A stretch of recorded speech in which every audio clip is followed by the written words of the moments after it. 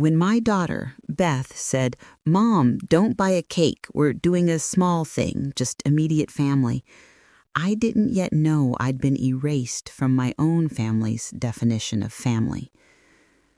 I was standing at my kitchen counter with a lemon pound cake cooling on a wire rack, the one my granddaughter Lily always asked for on her birthdays.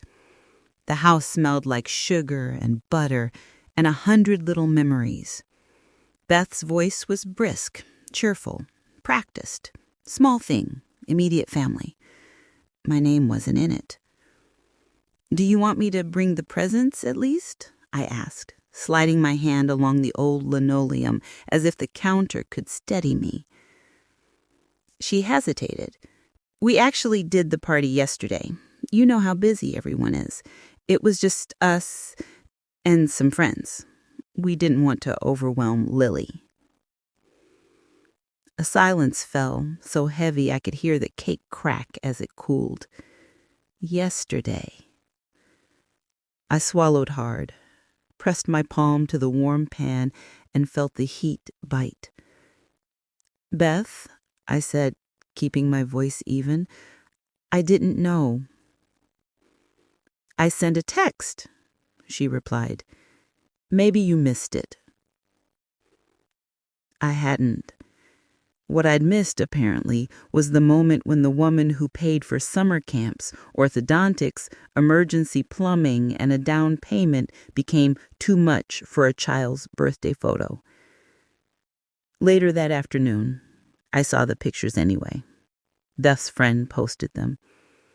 Lily in a pink dress, candles glowing, a banner taped crooked on the dining room wall. There was a cake, store-bought, tilted, and a carousel of faces. My daughter, her husband Jared, his parents, 2 couples from their church group. Immediate family, it seemed, had a new translation. I put my phone face down and stood at the sink until the lemon glaze went dull. I am 69 years old, and for 33 of those years, I have been someone's mother first and myself second. Maybe that was my first mistake.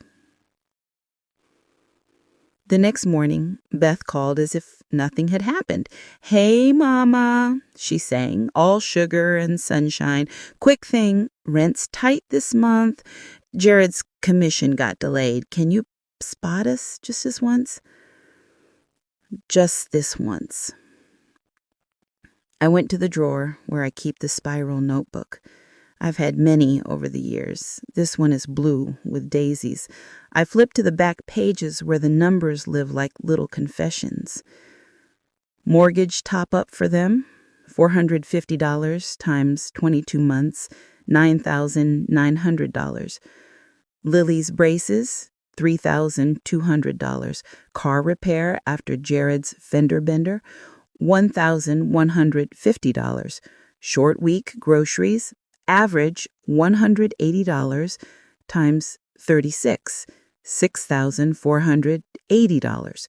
Security deposit when they had to move quickly, $1,800. Surprise school fundraiser packages I paid for, $670. The new washer they couldn't wait on, $820. Total, $24,020.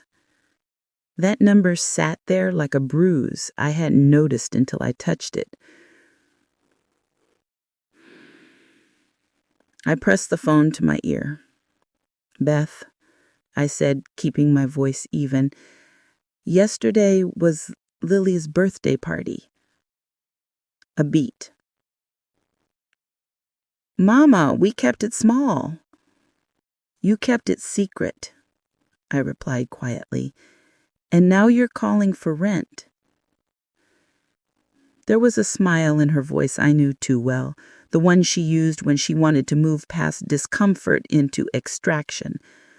"Let's not make a thing of it. We'll swing by later for the check, okay? Love you." She hung up before I could answer. I made coffee and sat at the small table by the window where the morning light turns the dust into snow. I could feel something in me shifting, like a door that had been stuck for years finally creaked open.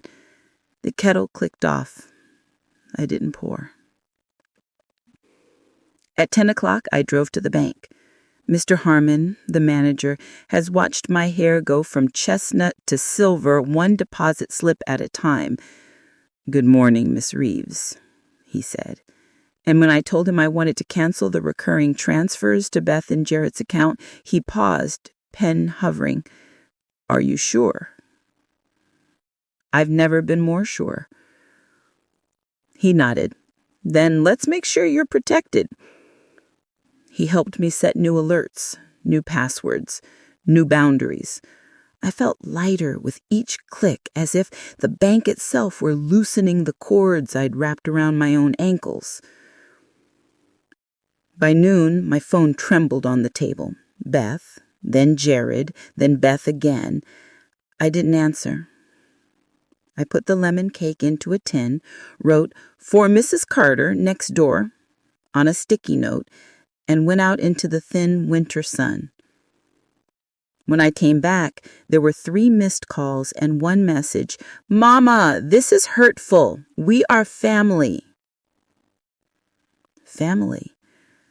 The word threaded a needle through my chest. I turned the ringer off and washed my hands. They showed up at 2:30. Letting themselves in like they always had, Beth's key catching on the old brass lock I'd promised myself 100 times to replace. Jared was all gym polite and aftershave. Beth carried the smile she saved for loan officers and Christmas photos. "We need to talk," Beth announced, already moving to the dining table. Jared spread papers like a dealer, budgets, late notices, a printed email from their landlord. And then something else. An already filled out durable power of attorney. My name, typed neatly at the top. "We don't want to stress you with details anymore," Jared said smoothly, tapping the signature line. "We'll handle payments and bills for you. Make sure nothing gets missed. Simplify." I didn't sit. I stood with my hand on the back of the chair I'd rocked Beth to sleep in when she had croup. "Do you mean simplify or control?" Beth exhaled through her nose, patient, like I was a child. "Mama, you've been forgetful. You missed your daughter's party. You forgot to answer texts." "I wasn't invited, and I didn't forget. I chose not to answer." Jared put on his reasonable man face. "There's a lot at stake here. Your house, your accounts. We're your family. Let us help." An old trembling started in my hands, the one grief taught them in the months after my husband passed. I clasped them together until the tremble changed into steadiness. "I will not sign," I said, "and I want my keys back." Beth laughed, light, dismissive. "Mama, don't be dramatic." "That's my line," I said quietly. For the last few years, every month has been somebody else's emergency. Today, the emergency is mine. Give me my keys. She didn't move. Jared did. He slid his key from his chain and set it between the salt and pepper shakers with a little metallic clink. Beth watched him, cheeks pinking, then dropped hers beside it. "You are being cruel," she whispered. "Cruel," I repeated, tasting the word. I looked at the papers on my table, the grooves and scratches our family made with elbows and homework and late-night coffee cups. "Cruel is calling your mother after your daughter's party and asking for a check. Cruel is deciding that family ends where the bank app begins." Jared gathered the papers quickly, a man who knew he was losing an angle. "We'll talk later," he said, jaw tight. Beth's eyes glittered. "You'll regret this." I didn't answer. I walked them to the door and watched their car pull away. I stood there until the street emptied, the air thin and clean. Then I called a locksmith.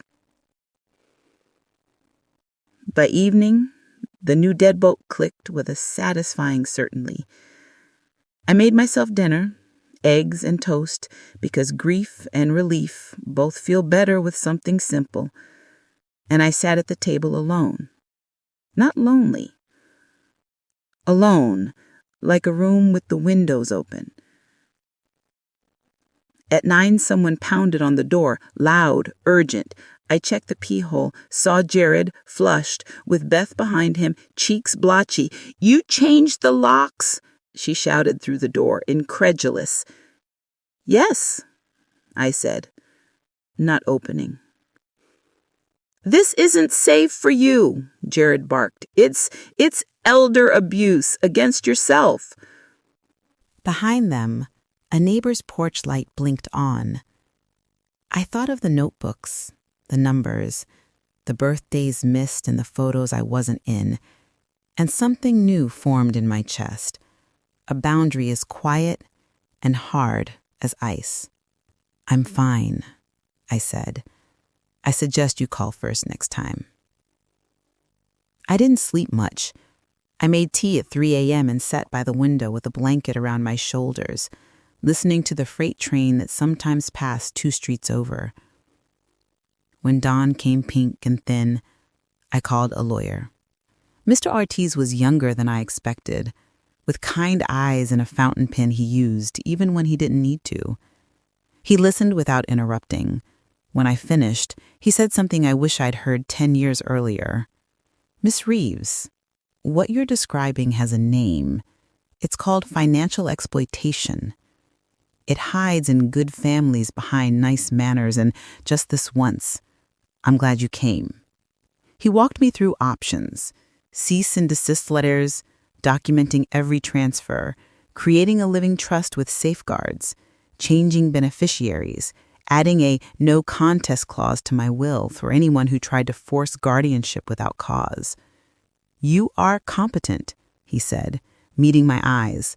"We'll make that plain on paper so no one can pretend otherwise."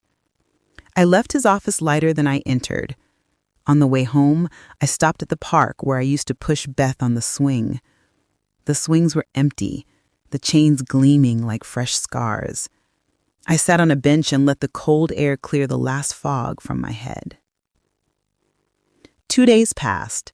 The phone pinged and hummed with new tactics. Guilt, then anger, then from Beth, sticky, sweet contrition. "Mama, we were hurt. We overreacted. Come over for dinner. Bring the lemon cake." I didn't answer. On the 3rd day, a woman from Adult Protective Services knocked on my door. She was polite, professional, carrying a clipboard and the faint scent of peppermint. "We received a concern about your well-being," she said. "Would you mind if I ask a few questions?" I invited her in. We sat at the same table where the power of attorney had once glowed like a trap. She asked about my daily routine, my medications, none but vitamins, my finances, my support system. I answered calmly. I showed her the letters from Mr. Ortiz, the bank alerts, the neat rows of numbers in my blue notebook. When she stood to leave, she squeezed my hand. "You're doing fine, better than fine. If you need a support group, there's one at the community center on Thursdays. You'd be surprised how many people come." "I wouldn't," I said. Beth and Jared filed for temporary guardianship a week later anyway. It was a gray morning when the notice arrived, the kind of sky that sits heavy on your shoulders. I read the petition at my kitchen counter, the same counter where I'd cooled dozens of cakes. Their claims were familiar and strange at once. Confusion, paranoia, impulsive decisions, and isolation from family. In the attachments, I saw a statement from Jared's mother, a woman who had never liked me much but knew how to string words together for effect. There were also screenshots of my unanswered texts, a portrait of isolation without context. Mr. Ortiz moved quickly. He scheduled an evaluation with a geriatric psychologist who asked me to draw a clock, list presidents, copy shapes, recall a set of words. I aced them all, and then some. She looked up at me over her glasses and smiled. "Your mind is fine, Miss Reeves. Your boundaries are improving." Court day came with winter rain and the smell of wet wool in the hallway. I wore a blue dress my late husband always said made my eyes look like summer. Beth avoided my gaze. Jared did not. He gave me a little nod, the kind salesmen give each other at conventions. The judge was a woman with silver hair and a voice that could cut a ribbon or a man, depending on the day. The petitioner's lawyer stood first, telling a story I didn't recognize. A fragile mother, a manipulative outside influence, a daughter trying to save what could be saved. I stared at the small gold seal on the front of the bench and thought, not today. They called Beth. She cried quickly, efficiently. "My mother's not herself," she said. And I remembered a summer when she was 8 and came home with a scraped knee, and I made up a song to make the sting less. She wiped a tear that didn't fall. "She shut us out. She changed the locks. She refuses to let us help." "Did you invite your mother to your daughter's birthday party?" Mr. Ortiz asked on cross. "It was small," Beth said, chin lifting. "Did you ask for money the next day?" She said nothing. They called Jared's mother. She looked at me like I'd stolen something that belonged to her. "Linda is difficult," she said. "She's always had to be in control." I wanted to laugh. Control? I'd been the family faucet, turned left for generosity and right for guilt. Mr. Ortiz called me last. I stood, palms damp, and took the oath. He didn't rush. He asked me to tell the court, in my own words, why the locks had been changed, why the transfers had been stopped, why I had said no. I told the truth. About lemon cakes and late notices, about a new definition of family that didn't seem to include me, about the feeling of being harvested month after month until only the rind remained. He kept it simple. "Do you pay your own bills? Yes. Do you manage your own medications? Yes. Do you cook, drive, shop, and socialize independently? Yes." He showed the judge the evaluation, the bank letters, the notebook. He didn't show the ache stuck behind my ribs. He didn't have to. It was already in the room. The judge took a long moment before she spoke. She removed her glasses, polished them with a small square of cloth, and set them back on her nose like a woman preparing to stitch a wound. "Guardianship," she said, "is a tool of last resort, not a shortcut for disappointed expectations." Her eyes found Beth's, then mine. I see no evidence of incapacity. I see a capable woman setting boundaries, perhaps belatedly, with a family that grew too familiar with her wallet. She denied the petition. There was no gavel bang, only the sound of breath leaving my lungs in a tremor I didn't try to hide. Beth looked shocked, then angry, then something like a child who has been told no in public for the first time. Outside the courthouse, the rain had slowed to a mist that made the world look gentler than it had in weeks. I walked to my car with Mr. Ortiz, who slipped the paperwork into a folder like a man putting away a sharp knife. "You did well," he said. "I did necessary," I answered. A week later, I went to the Thursday support group at the community center.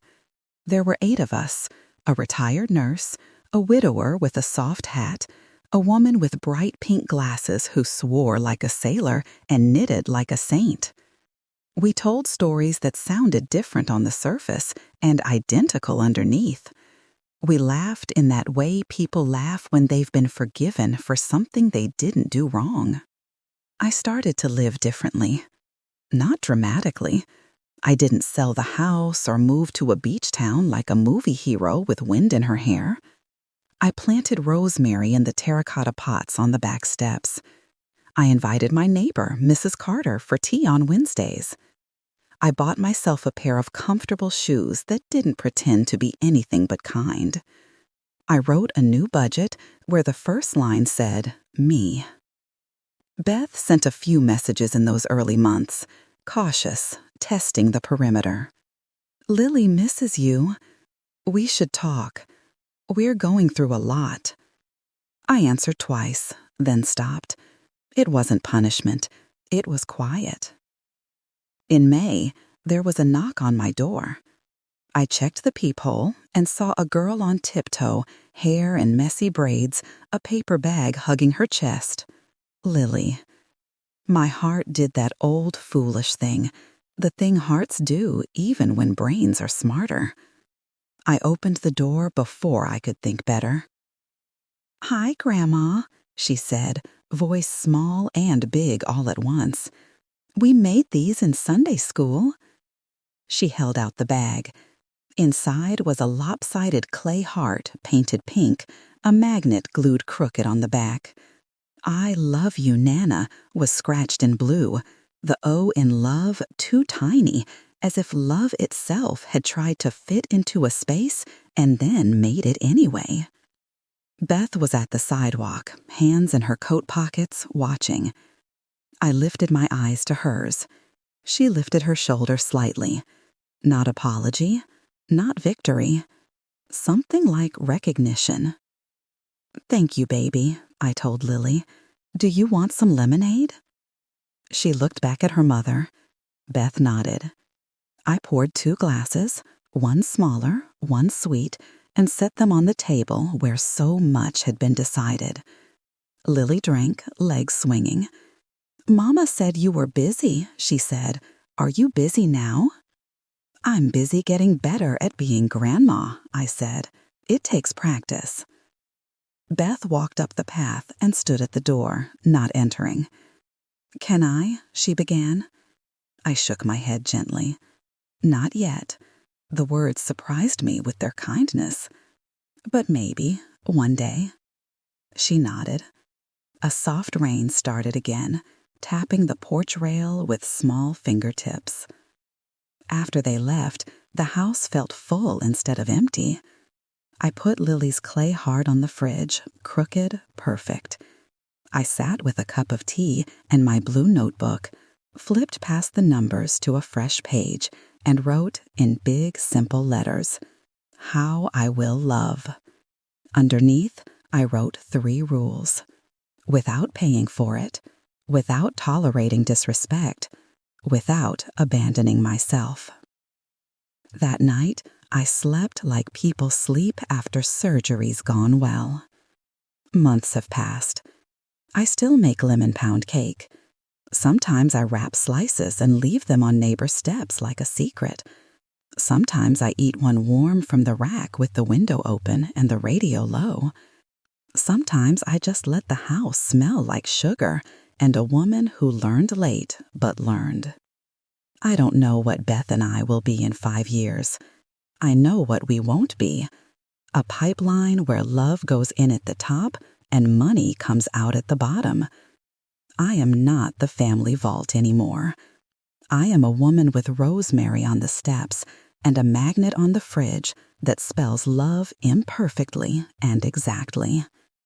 If you are where I was, standing over a cooling cake that no one asked for and a phone that rings only for withdrawals, let me tell you something gently and clearly. Tenderness and boundaries are not enemies. They are sisters. The day I changed my locks, I didn't lock anyone out. I let myself in.